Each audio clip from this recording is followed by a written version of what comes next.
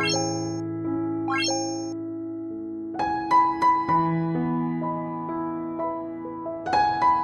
mga itong pagkataod-taod ato, niadto po din ko sa iyahang apartment. Perte pa na akong panawag sa iyaha kay dugay kay niya giabrihan ng purtahan ug init jud kaayo. Feeling special kaayo siya.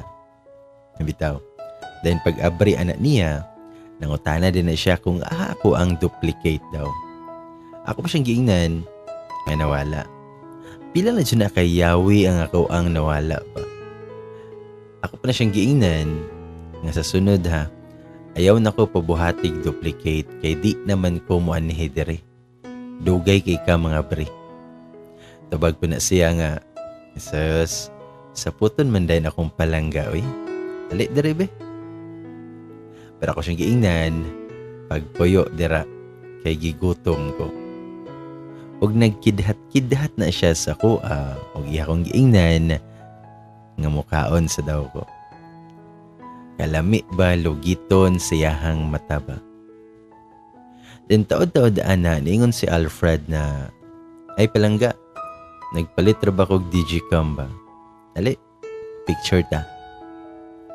Kay ganahan man sad ko nga mag-picture-picture, perte dyan na mong selfie-selfie ni Alfred pa. Then pag umano mo kaon, then picture-picture, ningon na si Alfred na, love, ali sa labi, na ako'y ipakita ni mo dito sa kwarto. Kabalo na dyan ko aning atik ni Alfred ba ako siyang giingnan, ay sis ni mo, naanasad nang ipakita ni mo ba? Pero sa tinuod lang kay excited sad ko eh. Ug wala na ko nahimuan na kaiyaman kong gibirag kalit unya iyaha kong gituklod paingon sa bed. Nakahigda ko. Ug iyaha na dahin kong gipaak o gayo. Ayun pa siya na kuniti labi. Gahi na kaayo. Hawag ako pod, nadala na sa kainit sa sitwasyon. Ako po nang gigunitan ang iyaha nga perte na judi ayng gahia. Ug tungod pod kay naa may mga nahitabo na mo ni Alfred, medyo nakat-on na sad ko. Gitry na ko nga ako na pod ang mulihok ba. Ako pa na siyang giingnan. Nahigda na love. Og nagka-dame na lang jud na siya. Mag-English ko na siya kung mutukar na ang iyahang kuan ba. Bitaw. Og paghigda niya, diretso dayon sa katuyuan. Giayon na ako siya kaon. O gantod sa ningon na siya nga sakto na love. Ikaw na po. Ikaw na sa ihigda para makasyagit na sa kagdaman. Ahaki dyan siya ba pero hindi dyan ako mapugngan akong kaugalingon kung siya na'y muana sa kuha kay makasyagit jud ko ba. Ug dito kay nakahigda na ko. Ug iyahan ng hinay-hinay pasulod ang iyahas ako. Perte jong lamia. Ug hantod sa after sa tanang mga syagit-syagit tiad-tiad nahuman na rin siya. O pag ato kay okay rami. Padayon ra ang mga adlaw hantod sa nakabalhin ako boarding house. Nakapa-enroll na sad ko. O gingnan na pud ko daan ni Alfred ana nga basin 2 weeks siyang wala kay na siya'y adtuon. Na siya'y mga asikasuhon nga mga papel para sa iyang trabaho. Unya ang mga nahitabuan na akong boarding house kay buntag ra ko muli. Igo ra ko nga mag-ilis dito. Bitaw. Pero before siya mulakaw ana, nagkauban pa mi og panihapon nato. Nangutan ako sa iyaha kung unsay mga papel nga iyahang asikasuhon. Pero ang tubag niya kay basta love. Lisod kay explain kay taas kayo man. Pero ako ato kay wala lang punto sa kuha. Wala lang ko nangulit sa iyaha about ato.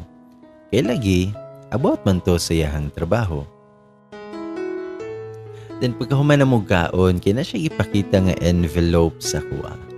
Ingon siya nga, polo na kabuklaw. Pamili diha og 5. Dayon sabay ki sa kong agtang. Pag-open ako sa envelope, na ay polo ka picture na mo. Iyaha di ay gipa-develop. Gikilig jud ko. Mong namili din ko 5 ka buok nga gwapa kay ko. Bitaw. Ug hantod sa nilarga na si Alfred kay para ligi daw siyang asikasuhon. Unya ang yawi sa iyang apartment kay naa sa kuha. Kay madto man gyapon ko didto kay para pud maglimpyo-limpyo ba. Then one time katong nako sing apartment, nag-message siya.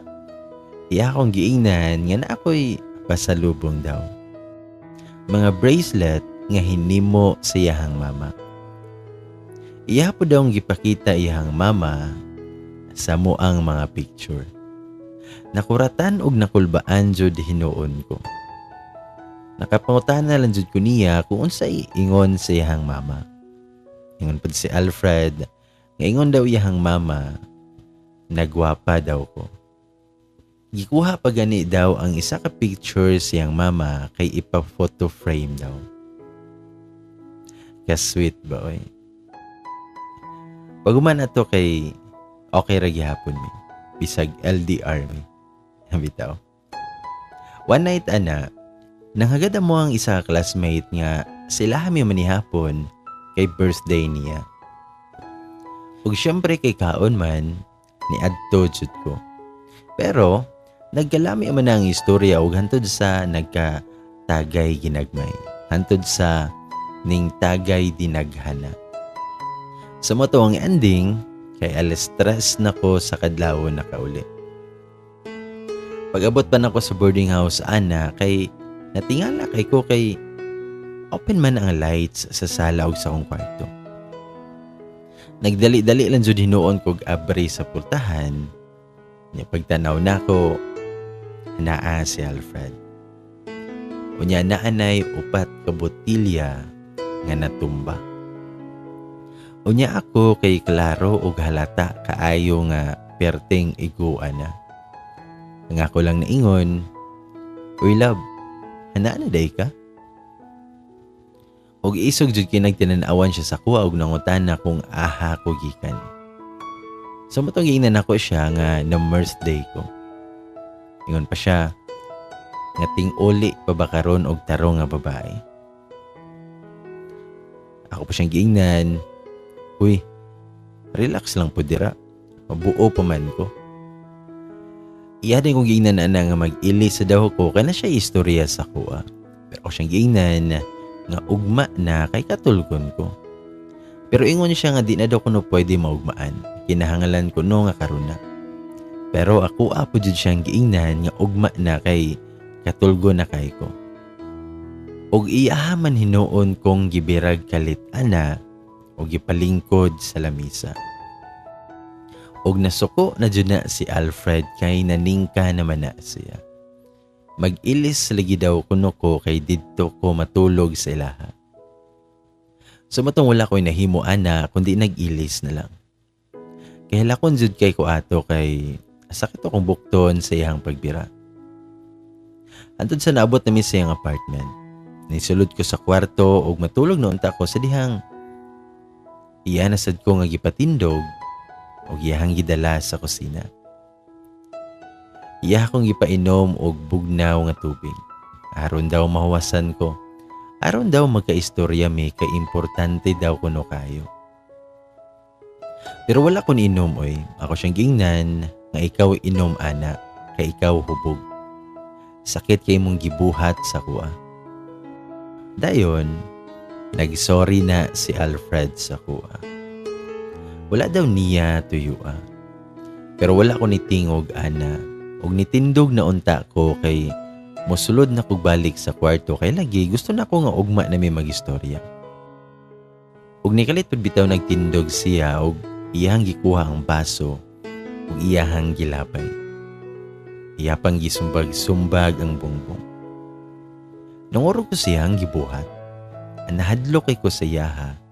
Kaysa ko nakita, suko kaayo siya. Ug nagsige po na siya giingon nga lagi na siya gustong istorya sa kuha. Ang ihan tingog kay nasuko nga murag kahilakon man hinuon.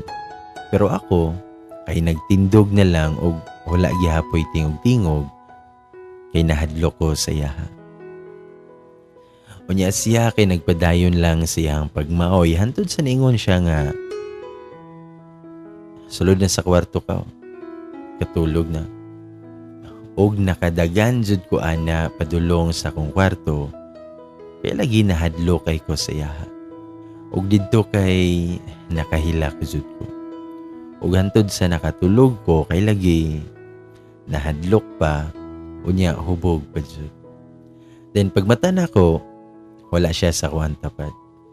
Kay sa una bisan pa og mag-away mi kada mata nako kay naa siya sa kuhan tapad. Niadto na ni kong kusina kay basin nara siya dito ba. Pero wala siya dito. Abi na kog nigawas ra kay naay gipalit or unsa ba. Pero naa may papel sa lamisa og naay gisulat. Adi. Nakulbaan kay ko sa tanan. Nangurog jud ko while ako ang giabre ang papel. Ingon siya nga Adi, nilakaw na ko. Before ka mulakaw or magawas sa balay, please pakicheck sa tubig, suga o mga saksakanan. Please i-double lock ang sarado sa door ug ang key kay ihatag sa landlady. Kibasin makadlawunan kog uli. Salamat. Nabaguhan ko kay di ba siya hilig og sulat-sulat. Dili sada niya ipabilin ang yawi sa landlady. Pero gibaliwala ra na ako na kay nag-away biya mi. Pero wala lang pud kina ako to gi-mind ba kay lagi gaaway biya mi. Matong gibuhat na ako iyahang mga gipangsugo sa kuha ug pag uli na ako sa boarding house kay gitawagan nako ang iyang phone. Pero dili siya makontak.